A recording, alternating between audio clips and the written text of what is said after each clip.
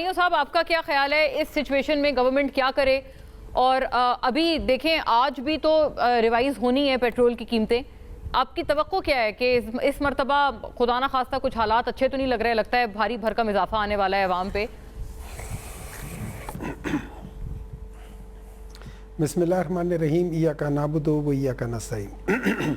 دیکھیں اس طرح ہے کہ پاکستان کے اندر جیسے ابھی حذیفہ صاحب نے بتایا تھا کہ پاکستان کے اندر جو ریفائنریز ہیں نا وہ زیادہ تر جو ہے نا آلموسٹ میرے خیال میں 45 to 70% جو ہے نا یہ ریفائنڈ آئل منگواتی ہیں اور باقی کروڈ منگواتی ہیں، اور ہم لوگوں کی کیپیسٹی بھی نہیں ہے سٹوریج کی۔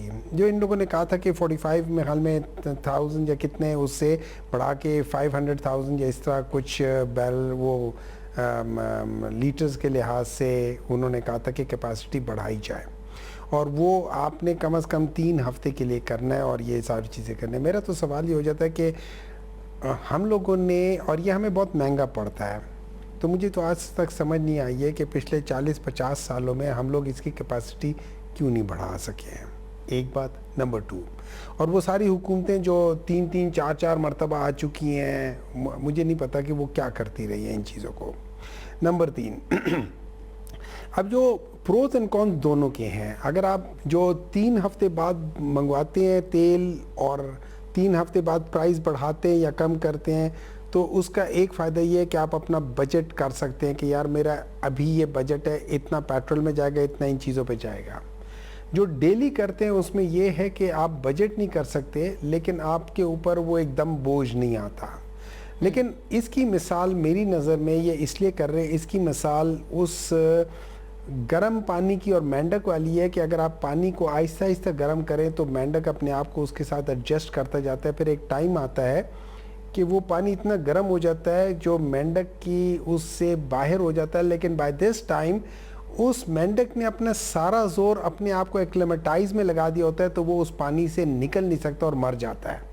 اور میرے خیال میں اس فارمولے کے تحت یہ لوگ اب پاکستانیوں کو کریں گے تاکہ تھوڑا تھوڑا پیٹرول بڑھاتے جائیں، اور جو 3 ہفتوں میں پہلے اگر یہ 20 30 40 50 روپے بڑھا دیتے تھے ایک دم شور آتا تھا، تو اب یہ اس کو 1.5 روپے 8 آنے 2 روپے بڑھاتے جائیں گے۔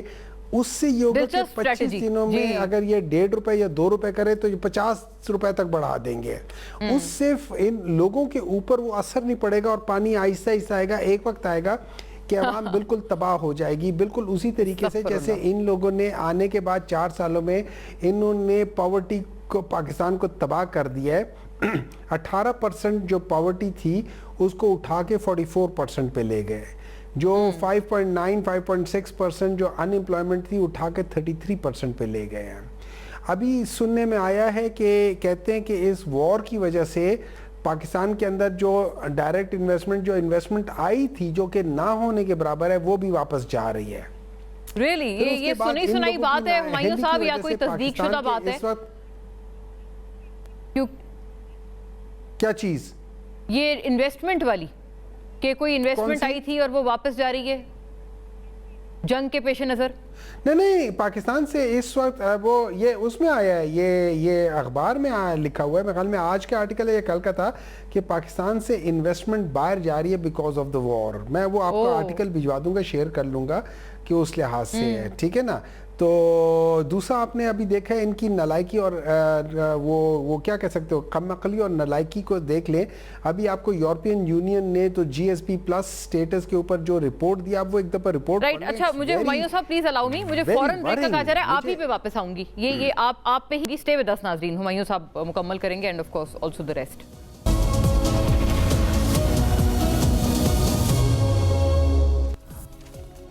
ویلکم بیک ناظرین۔ جی ہمایوں صاحب آپ مکمل کریں، آپ گورنمنٹ کو جو کم عقلی کے مترادف آپ قرار دے رہے تھے، کیوں آپ نے یہ والی بات فرمائی؟ دوسرا کوئی حل بھی تو تجویز کرے نا، وہ کہیں گے یہ انٹرنیشنل سینیریو ہے، آپ اور کیا کرتے؟ وہ مجھے ریفر کر رہا تھا، جی وہ جو میں ریفر کر رہا تھا وہ شاید اقبال صاحب کا آرٹیکل ہے، آج ڈان میں چھپا ہے، جس کا عنوان ہے Gulf war triggers investment outflow from Pakistan, ठीक है, तो मैं उस रेफरेंस से कर रहा था। तो इनको अगर देख लें, इन्होंने अभी पिछले 4 सालों में आप देख लें जो पाकिस्तान की टोटल ग्रोथ जो हुई है वो पाकिस्तान की पॉपुलेशन ग्रोथ से रफली कम है।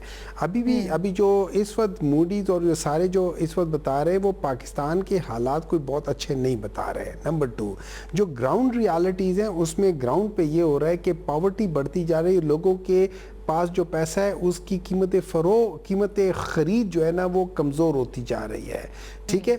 अब ये सारी चीज़ें करते हैं। और अच्छा, इसके ऊपर सोने पर सुहागा आप देखें कि बलूचिस्तान की सूरत हाल, कश्मीर की सूरत हाल, इन सब चीज़ों के लिहाज से करके देखें कि क्या हो रहा है क्या नहीं हो रहा। आप ये देख लें कि वो हुकूमत जिसके मेरे ख्याल में ये चौथा टेन्योर है सिंध में, उनका जो जिसको हम लोग हमेशा करते होते हैं कि यार कराची है ये पता नहीं इतने % रेवेन्यू जनरेट करता है, उसको आपको पता है कि दुनिया में चौथे नंबर पर आ गया है।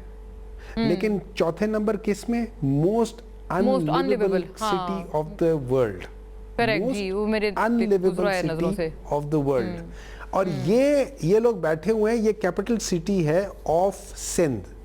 अब आप ये देख लें कि इन लोगों का किस तरीके से ये कर रहे हैं। ये तकरीबन 20 साल हो गए कंटिन्यूटी में, उसके बावजूद भी ऐसी चीजें हो रही है। तो अगर आप मुझसे लेकिन हुमायूं साहब अर्थ ये है कि पख्तूनख्वा में भी तो हालात खराब है ना, वहाँ एटलीस्ट देखें जहाँ पर आप लोग हैं वहाँ पर तो आप कुछ बेहतरी ला सकते हैं, उधर भी यही इंसर्जेंसी के हालात हैं, ऐसा है, टेररिस्ट अटैक्स हैं। देखिए मोना जी आप बिल्कुल सही कह रही हैं, मोना जी आप बिल्कुल सही कह रही है। इस तरह है कि मैं आपको बता देता हूँ, एक घर है, उस घर में मुख्तलिफ कमरे हैं, उस घर के अंदर सारी चीज़ें ख़राब हो रही हैं, सारे कमरों के अंदर जो लोग बैठे हुए हैं उनको भी प्रॉब्लम हो रही है, लेकिन एक कमरा दूसरे कमरे के मुनासबत बहुत ज़्यादा हो रहा है। अब जब आप खैबर पख्तूनख्वा को पंजाब से मिलाते हैं, ये याद रखें कि पंजाब को कितने % जाता है, पंजाब कितना कहता है, और पंजाब में जब आप करते हैं तो आप खाली लाहौर दिखा रहे होते हैं, आप बाकी पंजाब नहीं दिखाते, आप सदर्न पंजाब नहीं दिखाते, आप वो नहीं दिखाते कि पंजाब के अंदर मेरा तो ये अर्ज़ है, मैं ये बात नहीं करी, कहने के बावजूद वहां पे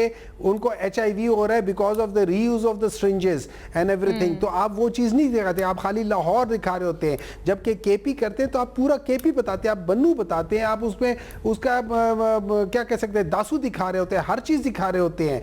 so you know when you are trying. और फिर मेरे लिए ये फख्र है कि अगर मैं पंजाब के साथ कर रहा हूं, क्यों मुझे जो चीजें मिल रही है, और मेरे सूबे में खैबर पख्तूनख्वा में पिछले 20 साल से टेररिज्म हो रही है।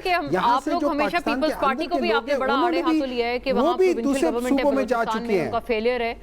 तो यू नो वहाँ KP गवर्नमेंट का भी इस हवाले से एक बड़ा मतलब आप देख लें परफॉर्मेंस आपके सामने है कि वो टेररिज्म को लेकर क्या हालात हैं।